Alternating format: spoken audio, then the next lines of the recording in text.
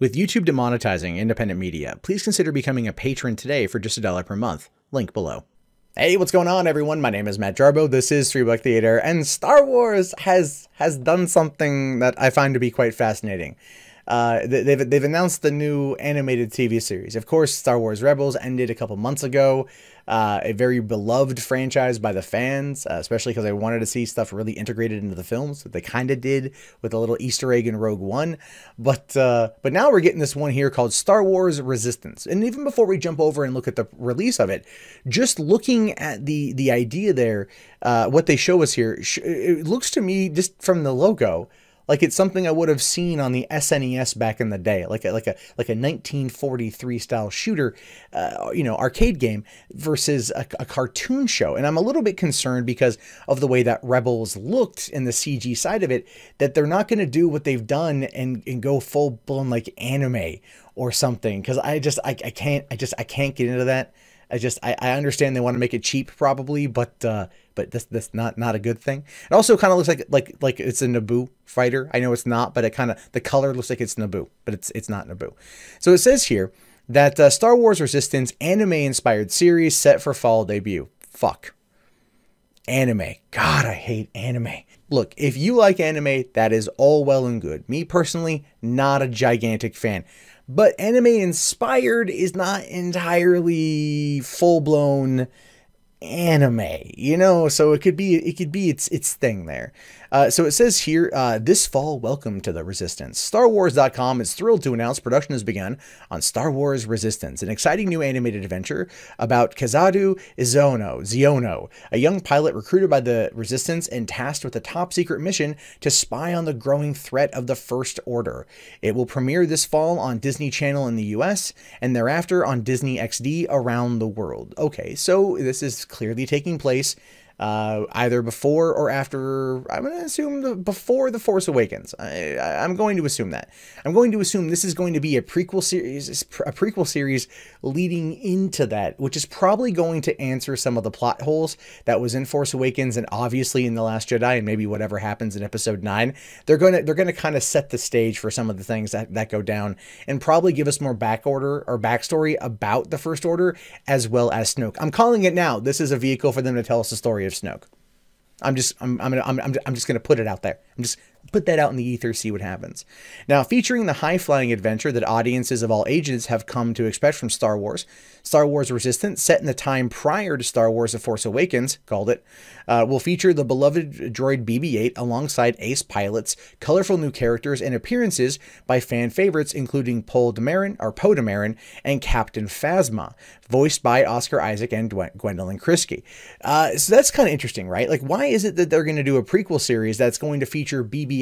Is this before he becomes Poe's droid? Are we going to get the story of how the two met? Love at first beep.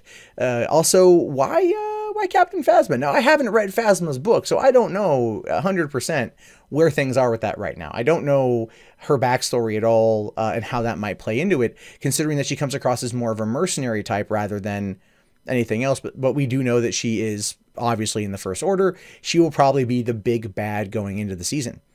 Now, the series was created by renowned Lucasfilm animation veteran Dave Filoni, which I have to say, that's good news, right? Like, that actually, to me, says, okay, he did Rebels, he kicked ass on Rebels, and they probably said, what do you want? And he probably pitched this idea. It will be executive produced by Athena Portillo, Justin Ridge, and Brandon Auman, and the art directed by Amy Beth Christensen, who worked on the Clone Wars and Star Wars Rebels. So, okay, so it's art directed by Amy Beth Christensen. Now, she worked on Clone Wars and Rebels. Both of those were CG shows. This is an anime-inspired show with just the logo itself here looking,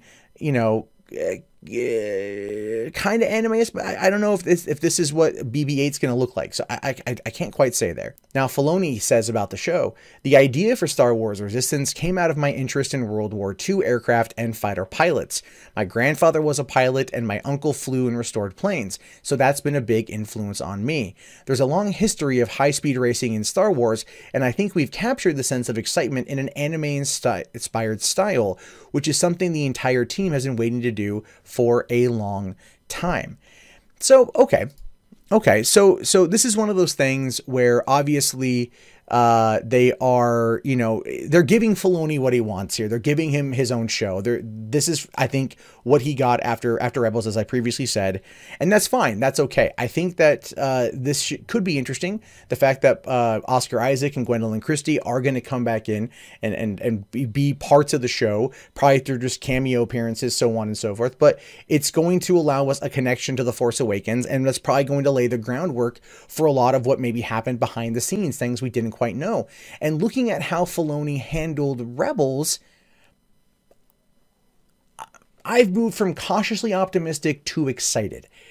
Again, I really want to know what anime-inspired means. I really want to know what's going to happen with that, because it could literally mean fucking anything at this point. I have no idea. Again, not a huge anime fan. Sorry, not for me, but okay. Again, this is all going to be about X-Wing fighters. This is all going to be about, you know, a lot of space battles, a lot of space battles, things like that. A lot of high action scenes with a lot of explosions in different, very colorful territories. I have a feeling we're going to see this play out very similar to like maybe some old, in my mind, I'm kind of drawing like maybe Tailspin, right? The old Disney show Tailspin, where it's set in that, you know, colorful multi-island, multi-world, multi-character setting, and a lot of planes and fighting and that. Like, I think that if I had to equate it to anything, that my mind is telling me Tailspin. I could be wrong, but that's kind of where I'm going with that one. And that type of you know, that type of take on that era.